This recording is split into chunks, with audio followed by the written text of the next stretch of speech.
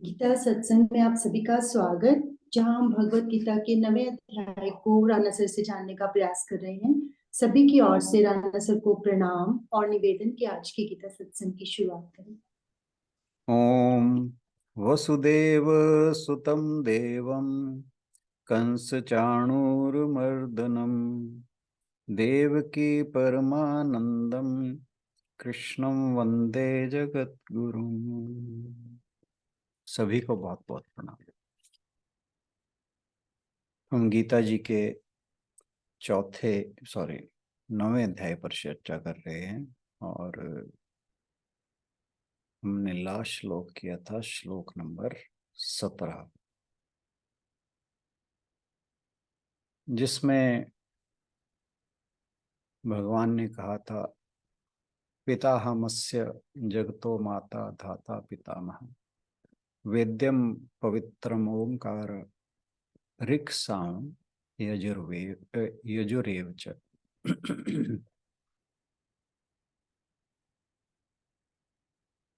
तो भगवान यहाँ पे कह रहे हैं कि पिताहमस्य, इस जगत का पिता मैं हूँ।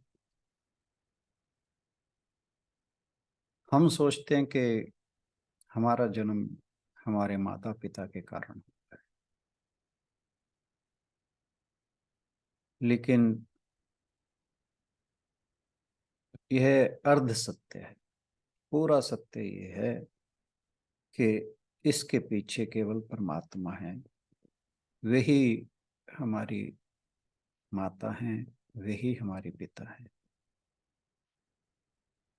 तो इसीलिए उन्होंने कहा कि पिता हमस्य जगतो माता धाता,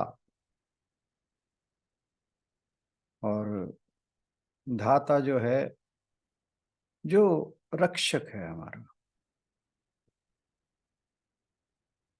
तो भगवान जी ही हमारे हर तरह से रक्षा करते हैं, हमें अपने संरक्षण में लेते हैं। पितामहः, वे हमारे पिता के भी पिता हैं, अर्थात वे जगत पिता हैं। संसार में ऐसा कोई नहीं है कि जो ये क्लेम कर सके कि भगवान का जन्म उसके द्वारा हुआ है। जैसे एक बार शिव जी से किसी ने पूछा, जब शिव विवाह चल रहा था, तो ब्राह्मण ने उनसे पूछा कि अपने पिता और दादा का नाम बताइए। तो उन्होंने दोनों का कहा कि मेरे दादा भी शिव हैं और मेरे पिता भी शिव हैं। फिर कहा वेद्यम पवित्रम ओंकार के जो मैं पवित्र करने वाला हूं, मैं ही जो प्रणव है वो मैं हूं, जिसे ओम कहा जाता है। जैसे हमने पिछली बार बात की थी कि मांडुक्य उपनिषद में ओम जो है अ उ म से बना है, जो हमारी 3 अवस्थाएं हैं उनका प्रतीक है, जागृत, स्वप्न और सुषुप्ति। और जो ओम के बाद एक पॉज आता है जिसमें हम चुप या शांत हो जाते हैं या मौन हो जाते हैं, वो मौन हमारी चौथी अवस्था है, जिसे तूर्य अवस्था कहा जाता है।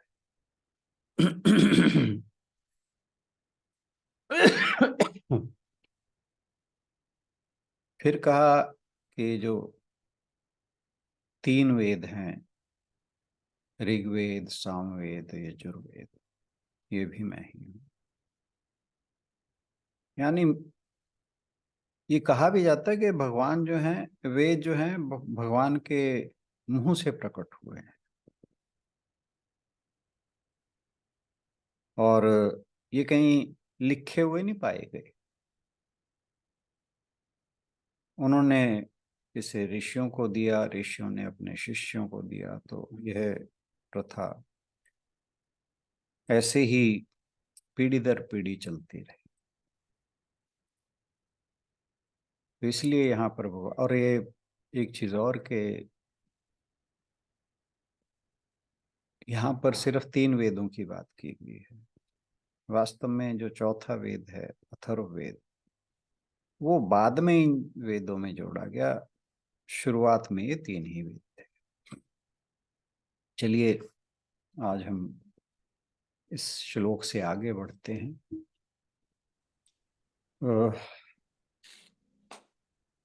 श्लोक नंबर 18।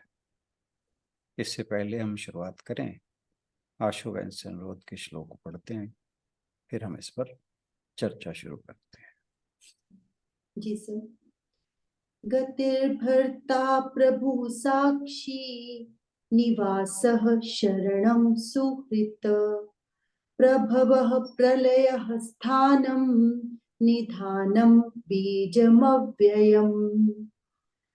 प्राप्त होने योग्य परम धाम, भरण पोषण करने वाला सबका स्वामी, शुभाशुभ का देखने वाला, सबका वास स्थान शरण लेने योग्य, प्रत्युपकार न चाहकर हित करने वाला, सबकी उत्पत्ति प्रलय का हेतु, स्थिति का आधार, निधान और अविनाशी कारण भी मैं ही हूँ।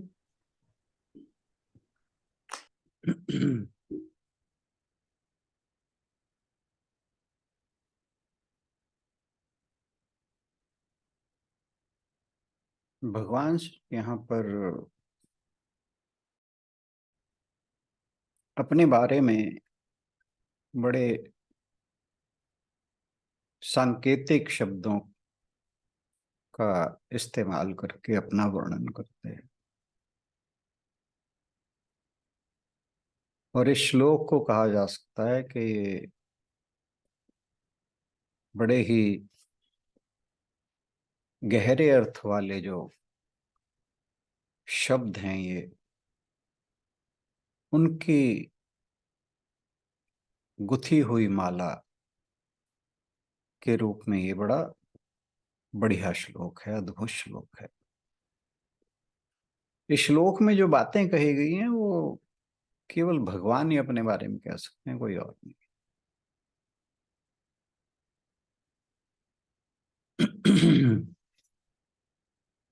और किसी के लिए ये कह पाना अपने लिए असंभव है, क्योंकि वेदांत जो है कि जीव ही ब्रह्म है, जीवो ब्रह्मैव नापरः। अब इस बात को पूरी तरह अनुभव किए बिना, जब कोई व्यक्ति इसका पूरी तरह अनुभव नहीं करता कि जीव ही ब्रह्म है, तो अगर वो स्वयं को ब्रह्म मान लेता है तो बड़ी मुश्किल पड़ती है। एक कथा वेदांत में बड़ी प्रसिद्ध है। गुरु ने शिष्य को कहा कि ये सर्वम खलविदम ब्रह्मा, ये पूरा जो कायनात है वो ब्रह्म है। शिष्य ने उपदेश सुना और अपने घर की ओर चल दिया। तो जब वो अपने घर जा रहा था, रास्ते में एक हाथी जो है वो बड़ी तेजी से चलता आ रहा था। वास्तव में वो जो हाथी था वो महावत के अंकुश से बाहर हो चुका था, उसके प्रभाव में नहीं रह गया था। तो वो जो कुछ भी रास्ते में आ रहा था उसे रौंदता चला जा रहा। महावत हाथी के ऊपर बैठा हुआ था और जोर जोर से चिल्ला रहा था कि ये हाथी पगला गया है, आप पीछे हट जाइए। तो महावत जो भी कहता, जिस जो जो भी उस बात को सुनता, वो सब रास्ते से हटकर दूर छटक जाते। अब वो शिष्य जो था वो भी उसी रास्ते से जा रहा था, लेकिन उसने रास्ता नहीं छोड़ा हाथी का। उसको ध्यान आया कि गुरुजी ने कहा था कि सर्वम खलविदम ब्रह्म, कि जब मैं भी ब्रह्म हूं, ये भी ब्रह्म है, तो फिर काहे का डरना। अब जब वो रास्ते से नहीं हट रहा था तो महावत जो था वो जोर जोर से चिल्लाया, अरे भाई क्यों रास्ते में खड़े हो, रास्ते से हट जाओ। लेकिन वो नहीं हटा। अब उस हाथी ने, वो पगलाया हुआ तो था ही, उसने बड़े क्रोध में उस शिष्य को सूंड से पकड़ा और उठाकर जोर से पटक दिया। उसे बहुत चोटें आई। अब वो व्यक्ति जो था, वो शिष्य जो था, वो घर न जाकर के सीधा अपने आश्रम में गया और गुरुजी से शिकायत की कि आपने तो कहा था सब ब्रह्म है, एक पागल हाथी था, उसने उठाकर मुझे फेंक दिया। तो गुरुजी ने उससे पूछा कि क्या तुम्हारे अतिरिक्त किसी और को भी चोट आई। तो उसने कहा, नहीं, मैंने आपका उपदेश माना, मुझे तो आपके उपदेश के कारण चोट आई है, बाकी किसी को तो चोट ही नहीं आई। तो उसने कहा कि बाकियों को चोट क्यों नहीं आई, कि जो महावत था वो चिल्ला रहा था कि हट जाओ, हाथी पागल है, तो वो तो सब हट गए। तो गुरु ने कहा, तुम क्यों नहीं हटे। जब महावत ने सबको कहा तो तुम भी हट जाते। कह रहे मैं क्यों हटूं। वो कह रहे क्या हुआ। कह रहे मैंने सोचा कि हाथी भी ब्रह्म, मैं भी ब्रह्म, फिर डरने की क्या बात। तो गुरु ने बोला कि भाई हाथी ब्रह्म, तुम ब्रह्म, तो क्या महावत ब्रह्म नहीं था जो तुम्हें बचने की चेतावनी दे रहा था। तुम्हें चोट इसलिए नहीं लगी कि तुमने मेरा उपदेश माना, बल्कि इसलिए लगी कि तुमने मेरा उपदेश पूरी तरह नहीं माना। तो जो परमात्मा है, वो जहां से, जिस स्तर पर बैठकर बात करते हैं, जीव का स्तर वो नहीं। और यही इस कहानी का आशय है कि वास्तव में जीव ब्रह्म है, लेकिन जीव ब्रह्म होने के साथ साथ माया से आच्छादित भी है, जबकि ब्रह्म या परमात्मा वो माया से परे है। ये दोनों में फर्क है। और जब जीव जो है वो उस ब्रह्म का अनुभव कर लेता है, उसके बारे में ज्ञान को अपने विज्ञान में बदल लेता है, फिर वह ब्रह्म हो जाता है।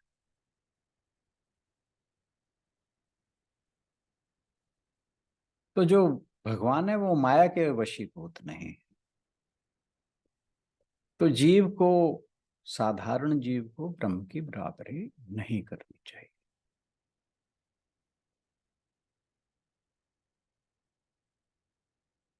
जो सामान्य जीव हैं उनको परमात्मा का अनुकरण नहीं करना चाहिए, बल्कि उनके भक्तों का अनुकरण करना चाहिए। अब जैसे उन्होंने रासलीला की, क्या भक्त रासलीला कर सकते हैं?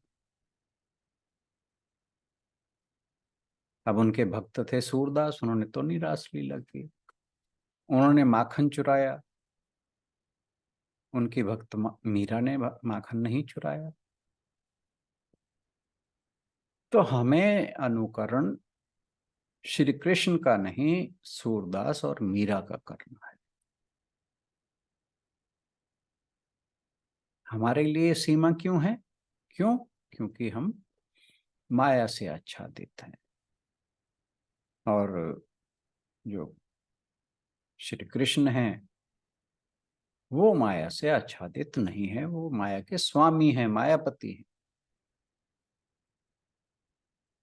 माया उनके वश में है, जीव के वश में नहीं है।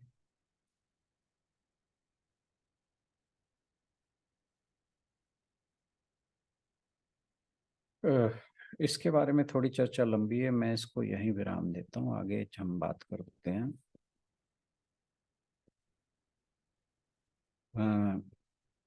इस श्लोक में भगवान जी ने अपनी 12 प्रकार की अभिव्यक्तियों का वर्णन किया है। हर शब्द का बड़ा इंपॉर्टेंट मीनिंग है। तो सबसे पहले उन्होंने कहा गति ही, फिर कहा भर्ता, फिर प्रभु, साक्षी, निवास, शरणम, सुहृत, प्रभव, प्रलय, स्थानम, निधानम, बीज अव्यय। ये हर शब्द भगवान ने अपनी जो उनकी महिमा है, उनकी जो 12 तरह की अभिव्यक्तियां हैं वो यहाँ बताई गई। तो सब हम एक एक शब्द को बार बार अलग अलग लेंगे। गति ही, गति यहाँ पर डेस्टिनेशन से है। जैसे हम कहते हैं कि मरने के बाद आत्मा की क्या गति होती है, यहाँ गति स्पीड से नहीं है। तो ये जो भगवान कह रहे हैं कि सारे ब्रह्मांड की गति या लक्ष्य वही है, वास्तव में लक्ष्य बनने योग्य भी वही है। हमारा लक्ष्य सत्यम शिवम सुंदरम या सच्चित आनंद कह सकते हैं, वो है। उसकी खोज अक्सर मनुष्य धन, पद, प्रतिष्ठा आदि में करता है, लेकिन वहां मिलता नहीं। मिलता कहाँ है? वो परमात्मा में मिलता है। यह गुण केवल उस अव्यय पुरुष में है, जीवों में नहीं। जीवों को प्राप्त करके, सांसारिक पदार्थों को प्राप्त करके, वस्तुओं को प्राप्त करके कोई व्यक्ति आनंद को प्राप्त नहीं हो सकता। भक्त ऐसा होता है कि भगवान के सिवाय उसके लिए और कोई गति होती ही नहीं। वह कहता है हे भगवान, तुम्हारे अतिरिक्त मेरे लिए और कोई गति ना हो। जहां जाऊं वहां तुम, जहां जाऊं वहां तुम हमारे तन की गति, हमारे मन की गति, हमारे वचन की गति, तुम सब तुम में ही हो। चलूं तो ऐसा लगे कि तुम्हारे पास ही जा रहा हूं, बोलूं तो ऐसा लगे कि मैं तुमको ही बोल रहा हूं, सोचूं तो ऐसा लगे कि मैं तुम्हारे विषय में ही सोच रहा हूं, बैठूं तो ऐसे लगे कि मैं तुम्हारी गोद में बैठ रहा हूं। तो भक्त के लिए ये है गति का अर्थ। फिर इसके बाद शब्द आता है भर्ता। भर्ता का अर्थ है रक्षा करना, संजोना, समर्थन करना। जिस प्रकार रेगिस्तान मृग तृष्णा के जल का समर्थन करता है, उसी प्रकार जो आत्मा है इंद्रियों की विभिन्न धारणाओं को वास्तविकता की झलक देता है, और इस प्रकार इतने सारे परिवर्तनों को एक साथ रखता है जिसे जीवन कहा जाता है। संसार का भरण पोषण ईश्वर ही करता है। एक ऐतिहासिक घटना है कि छत्रपति शिवाजी एक किला बनवा रहे थे। वहां पे बहुत सारे मजदूर काम में लगे थे सैकड़ों। उन मजदूरों को काम करते देख के शिवाजी के मन में एक अहंकार की भावना उठी। कहते मैं इतने सैकड़ों मजदूरों को रोजी रोटी दे रहा हूं। उनके गुरु रामदास भी साथ ही थे। उन्होंने उनके मन का आशय जान लिया। अब जहां वो दोनों खड़े थे उसके पास में ही एक काफी बहुत बड़ा पत्थर था। गुरु रामदास ने मजदूरों को बुलाया और कहा कि वे इस पत्थर को तोड़ दें। मजदूरों ने जब वह पत्थर तोड़ा तो उसके बीच में से एक नरम सी जगह थी जहां बिच्छुओं का एक जोड़ा था। समर्थ गुरु रामदास ने कहा कि इस बिच्छू के जोड़े को भी शायद पत्थर के अंदर तुम्हें भोजन पहुंचा रहे हो। ये बात सुनकर शिवाजी को बड़ा पश्चाताप हुआ और तुरंत उन्होंने अपने गुरु से माफी मांगी और उनका अहंकार जाता रहा। फिर इसमें इस श्लोक में शब्द आता है प्रभु। प्रभु यानी स्वामी। हम अपने आप को अपने घर का स्वामी समझते हैं। एक भूकंप झटका आता है और जो घर है वो भर भरा के नीचे गिर जाता है। शरीर को हम अपना समझते हैं। एक ठोकर लगती है हम गिर जाते हैं। हृदय गति रुकती है हम फिर गिर जाते हैं। बल्कि हमारा शरीर ही छूट जाता है।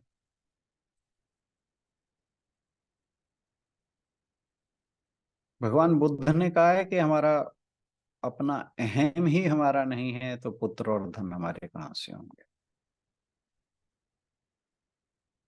फिर आता है शब्द साक्षी। बड़ा इंपॉर्टेंट शब्द है और इसके बारे में हमने बहुत बार बात भी की है। तो यहाँ पर हम इसको थोड़ा सा डिटेल में डिस्कस करेंगे। आत्मा जो है वो एकमात्र साक्षी है क्योंकि वह एक है। शरीर मन बुद्धि के साथ साथ बाहर की दुनिया में क्या हो रहा है इन सब का प्रकाशक जो है वो आत्मा है। सूर्य जो है वो सौर मंडल का साक्षी है। वह सौर मंडल में होने वाली हर चीज को देख सकता है। सूर्य को जगत साक्षी भी कहा जाता है। ईश्वर जो है संपूर्ण ब्रह्मांड का साक्षी है। हम अपनी आत्मा के रूप में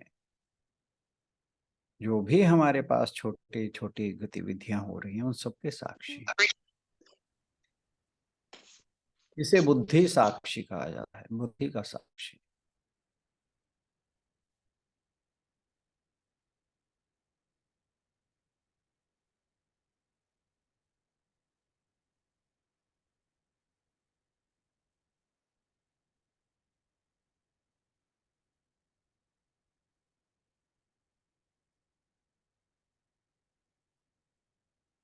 जब आप के अंदर विवेक जागृत हो जाता है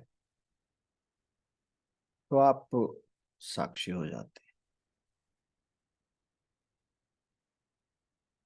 मान लीजिए कोई घटना घट रही है और यदि आपके अंदर मोह जाग गया जैसे कि अर्जुन के साथ हुआ तो आपका निर्णय गलत हो सकता है। लेकिन अगर आपका मन आसक्ति से रहित है फिर आप चीजों को वैसा ही देखेंगे जैसी वे हैं। और ये जो क्षमता हमारे अंदर आती है वो साक्षी होने से आती है, विवेक के जगने से आती है, चीजों को वैसे ही देखें जैसे वे हैं। अगर हम चीजों को राग द्वेष के रंग में रंग के हुए रंग कर देखते हैं तो फिर हम उसी मोह का शिकार हो जाते हैं। हमारे अंदर की जो आत्मा है, हमारे शरीर के अंदर जितनी भी गतिविधियां हो रही हैं उन सब की साक्षी है। सभी निष्पक्ष निर्णय उस साक्षी के माध्यम से ही आते हैं। अहंकार ऐसा नहीं कर सकता, क्योंकि अहंकार जो है वो किसी न किसी बात से प्रेरित होता है, किसी न किसी पूर्वाग्रह के साथ रहता है। तो ये हम सब के लिए जरूरी है कि हम अपने अंदर विवेक जागृत करें और साक्षी भाव जागृत करें, ताकि आप जो कुछ भी हो रहा है उसको निष्पक्षता से देखने में सक्षम हो सके।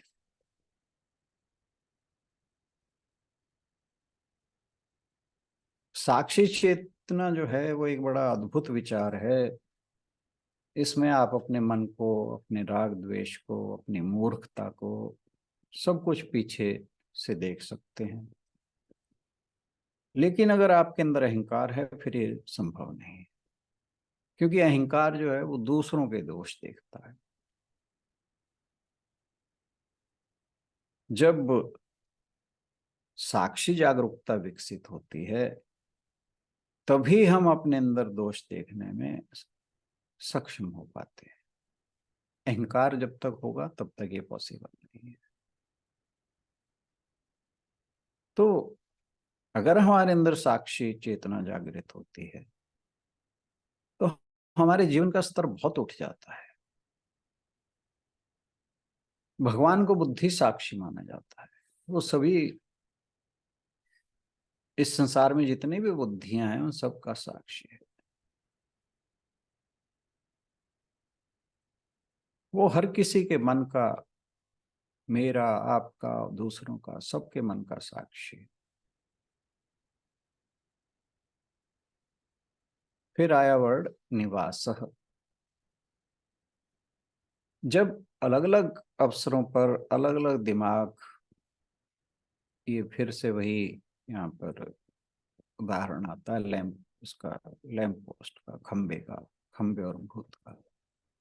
जब एक ही खंबे पर भूत के अलग अलग रूप और मनोदशाएं जो हैं वो प्रकट होती हैं तो उस पोस्ट को उन अलग अलग भूतों का निवास कहा जाता है। इसी तरह जब भी हमारी इंद्रियां दुनिया की जो विभिन्न प्रकार की घटनाएं हैं उनका अनुभव करती है तो जो जागरूकता है उसका निवास स्थान है। हमारा निवास स्वयं भगवान है। फिर शब्द आता है शरण। भगवान कृष्ण ने स्वयं को अर्जुन के सामने प्रकट करते हुए कहा कि वह उन भक्तों के लिए एकमात्र आश्रय हैं जो उनके लिए तरसते हैं, अंतिम गंतव्य जहां हम शरण ले सकते हैं, आत्मा शांति का आश्रय। हम भगवान के शरण होने के लिए ये कुछ चल रहा है। बलजिंदर सिंह बोल रहा। ये अपनी मैम अपनी कोई गीता क्लास ले।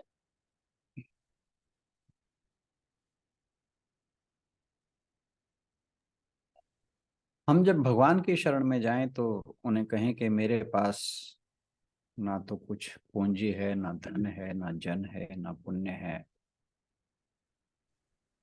हमारी पूंजी पूंजी भी तुम ही हो, हमें किसी दूसरे का सहारा नहीं है। केवल दो चीजें चाहिए, एक तो किसी दूसरे का आश्रय ना हो और अपने पास कुछ ना तो वस्तु ना तो व्यक्ति, तब जो भगवान का चमत्कार है वो आपको पग पग दिखाई देगा। अगर हमारे पास बहुत सा धन है और कहें कि भगवान हमें रोटी दे जाएं, तो भगवान को क्या जरूरत है, उन्हें क्या कष्ट लेने की जरूरत है रोटी देने के लिए। आपके पास पैसा है, किसी और का सहारा है, तो भगवान आपका सहारा क्यों बनेंगे। जब सूरदास को कोई भी रास्ता बताने वाला नहीं आया तो भगवान उन्हें रास्ता दिखाने आए। जब दूसरे का सहारा होता है तब भगवान की जो शरणागति है वो पक्की नहीं होती। शरण संबंधित एक प्रसंग है। एक बड़े नामी संत हुए उड़िया बाबा, स्वामी अखंडानंद जी के गुरु रहे हैं। इनके बारे में अखंडानंद जी के बारे में मैंने एक आपको कहानी बताई थी, वहाँ उड़िया बाबा जी के बारे में भी बताया था, तो मैं उस डिटेल में नहीं जाऊंगा। तो उड़िया बाबा जी ऐसा करते थे कि जब कोई उनके पास आता तो कहते, तुम उसके पास जाओ, वे तुम्हारे गुरु होंगे, उनसे मंत्र ले लो, उस संप्रदाय में चले जाओ। बहुत लोग जो अलग अलग संप्रदायों में हैं, तो बहुत से लोग तो उनके भेजे हुए हैं। किसी को कह दिया फलां जगह जाके दीक्षा ले लो, किसी को कह दिया फलां जगह ले लो। मेरी शरण में आओ, मुझसे दीक्षा ले लो, वे ऐसा कभी किसी को नहीं बोलते। जबकि आजकल की अगर दशा देखें तो हर कोई अपने अपने शिष्य इकट्ठा करने की चेष्टा में लगा है।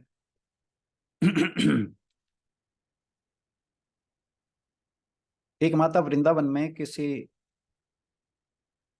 आश्रम में ठहरती थी और कथा सुनने किसी दूसरे आश्रम में जाती थी। अब जो उस आश्रम का महात्मा था वो कहता कि तुम उस आश्रम में कथा सुनने मत जाया करो, हमारी सुना। एक दिन, 2 दिन, 3 दिन वो मानी नहीं। तो उस महात्मा ने उसे बुलाया, उसके हाथ में जल दिया, अक्षत दिया, चावल, पुष्प दिया और कहा कि संकल्प करो कि आज से मैं किसी दूसरे के यहाँ कथा सुनने नहीं जाऊंगा। उसने सब कुछ हाथ लेकर मैं कहा कि मैं ये संकल्प करती हूँ कि अब आज के बाद मैं ना कभी आपके आश्रम में आऊंगी, ना ही आपकी कथा सुनूंगी। तो एक कहानी थी। अब बात आती है सुहृद, यानी वास्तव में आपका शुभ चिंतक या आपका वास्तविक दोस्त कह सकते हैं, असली दोस्त। पति पत्नी बच्चे यार रिश्तेदार कोई और भला करने वाला नहीं है। सारे के सारे मौका आने पर किसी कारण छोड़कर चले जाने वाले। एक परमात्मा जो हमारे हृदय में विराजमान है वही सबका सुहृद है। परमात्मा ही हमारा एकमात्र मित्र है। सुहृद जो शब्द है उसका प्रयोग निरंतर मित्र के लिए किया जाता है। ईश्वर कितना घनिष्ठ हो जाता है जब आप उसे सुहृद मानते हैं। 5वें अध्याय में अंतिम श्लोक की दूसरी पंक्ति में इसका उल्लेख है। भोक्तारम यज्ञ तपसाम सर्वलोक महेश्वरम सुहृदम सर्वभूतानां ज्ञात्वा माम शांति में गच्छति। परमात्मा जैसा सुहृद कौन हो सकता है? सबके लिए बिना रोक टोक पानी, हवा, पृथ्वी, सूर्य, चंद्र जैसे रतन समान रूप से सबको भगवान ने दिए हैं। शरणागत वत्सल के लिए परमात्मा के अतिरिक्त मनुष्य का संकट निवारण करने वाला अन्य कोई नहीं हो सकता। वही अनेक रूपों में मनुष्य की सहायता करता है। वही जीव का सच्चा हितैषी है। संसार के लोग जब किसी की सहायता करते हैं वे कृतज्ञता की अपेक्षा रखते हैं, लेकिन परमात्मा जो है वो बिना कारण सबकी सहायता करता है। अब प्रश्न उठता है कि वह निर्गुण निराकार ब्रह्म किसी की सहायता कर कैसे सकता है?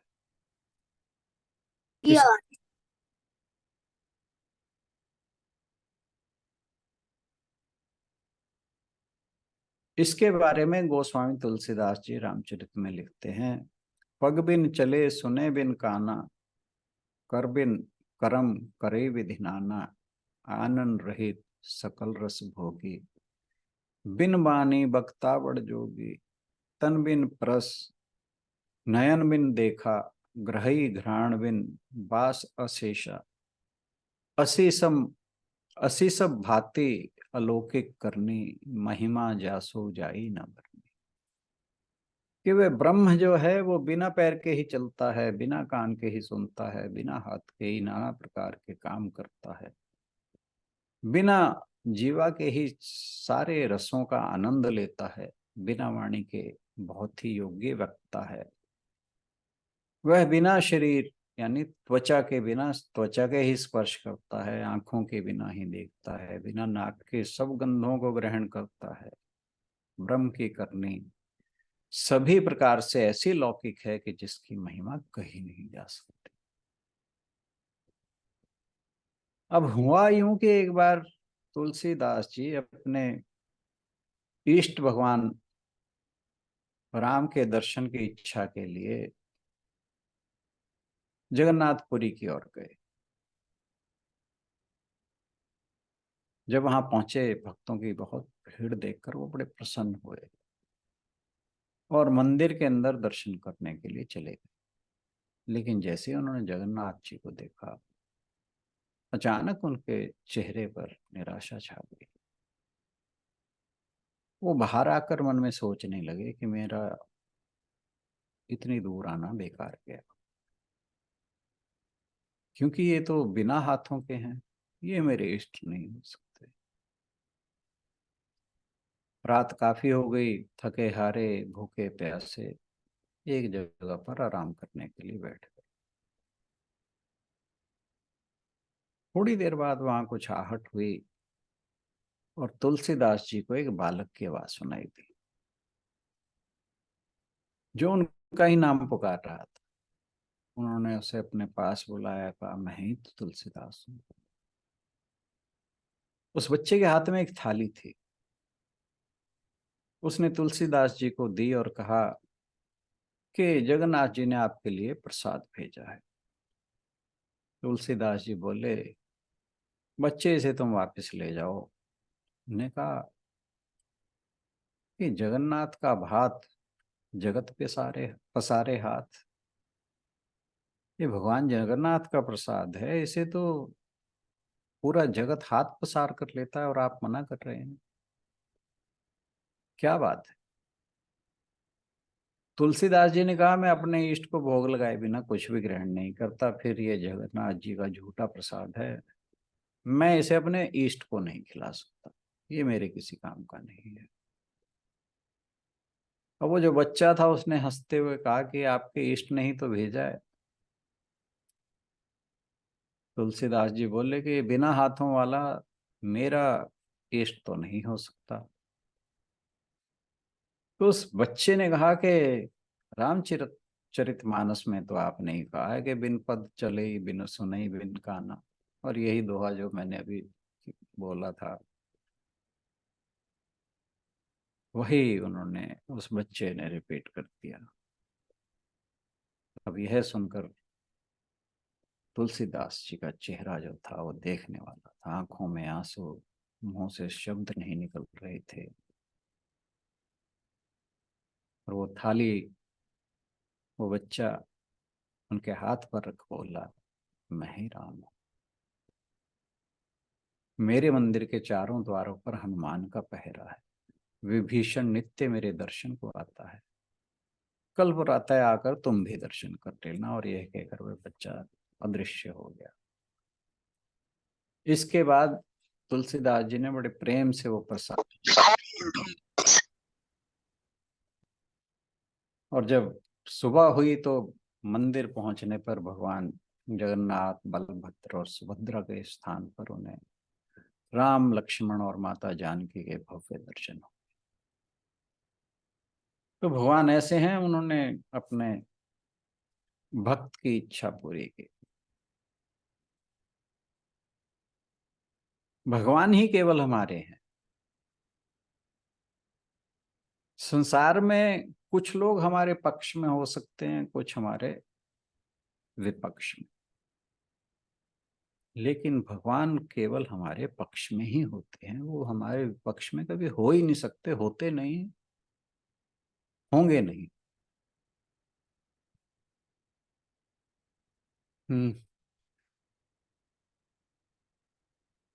एक और बीच में कहानी थी, चलो उसे फिर करेंगे।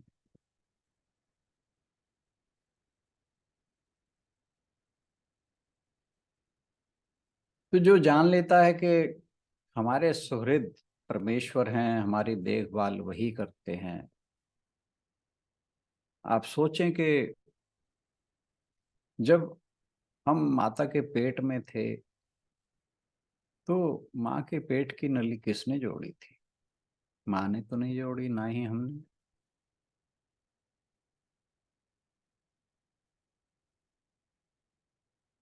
माँ का जो खाया पिया था वही हमारे अंदर जाता था। तो उनका जो रस था वो हमारे अंदर कौन भेजता था?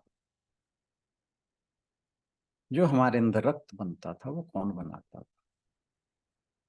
हमारा जो शरीर विकसित हो रहा था उसमें वो अंग कौन डाल रहा था? हम सब उसी को ही भूल गए। वही हमारा सुहृद है। फिर इसके बाद आता है प्रभाव, प्रलय, स्थानम, अर्थात उत्पत्ति, प्रलय, आधार। जैसे मिट्टी सभी बर्तनों में है, सोना सभी आभूषणों में है, ऐसे ही आत्मा जो है वो ब्रह्मांड में। इसलिए सभी चीजें एक आधार के आधार पर ही प्रकट हो सकती हैं और अव्यक्त में लीन हो सकती हैं। यानी भगवान जी जो हैं वही इस सृष्टि के रचयिता हैं, वही इसे प्रश्रय देते हैं, वही इस सृष्टि को अपने में विलीन कर लेते हैं। फिर निदानम, ये वह भंडार है जहां सृष्टि के अंत में सभी प्राणी अप्रकट हो जाते हैं, अव्यक्त हो जाते हैं। भगवान कहते हैं कि मैं ही संपूर्ण ब्रह्मांड की उत्पत्ति का स्थान और विनाश का स्थान हूं। मुझसे ब्रह्मांड उत्पन्न होता है, वह प्रभाव है। ब्रह्मांड मुझ में बाद में विलीन हो जाता है, अर्थात प्रलय स्थानम। फिर शब्द आता है बीजम अव्ययम, परमात्मा ही सृष्टि का बीज है।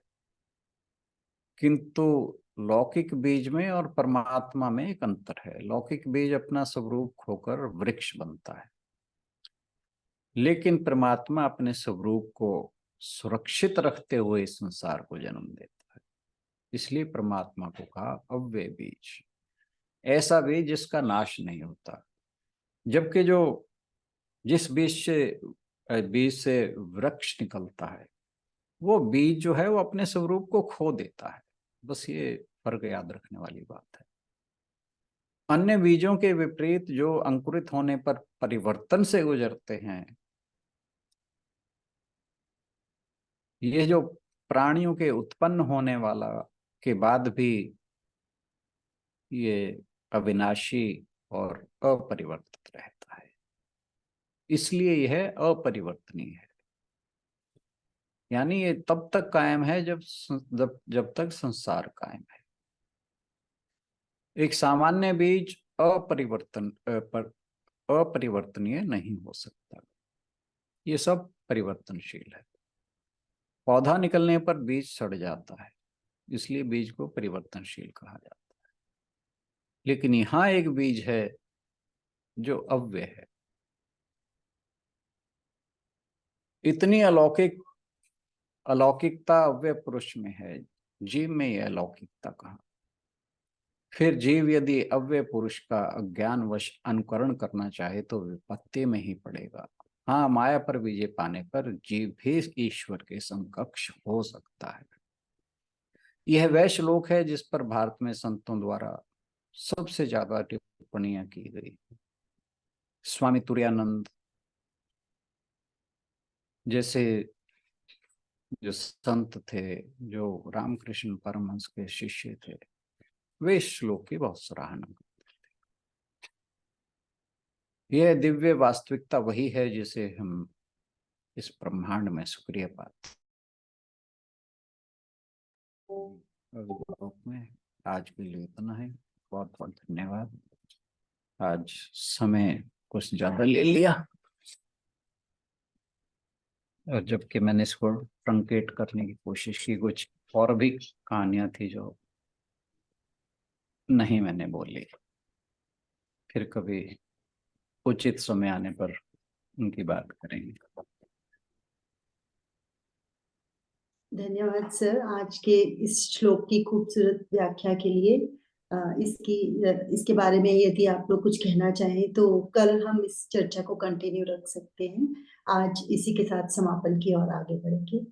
ओम पूर्णमदः पूर्णमिदं पूर्णादस्यते पूर्णमादाय पूर्णमेवावशिष्यते। ओम शांति शांति शांति। सभी को बहुत बहुत प्रणाम, और आज के सत्संग में आने के लिए बहुत बहुत धन्यवाद। बच्चे अपना धैर्य खो रहे हैं बेचारे। सभी की ओर से राणा सर का भी बहुत बहुत धन्यवाद। कल चलते हैं अगले श्लोक की तरफ। उन्हें सभी बाद में ज्यादा देर रुकना पड़ता है ना। वो घड़ी देख रहे होते हैं कि ये श्लोक था ही ऐसा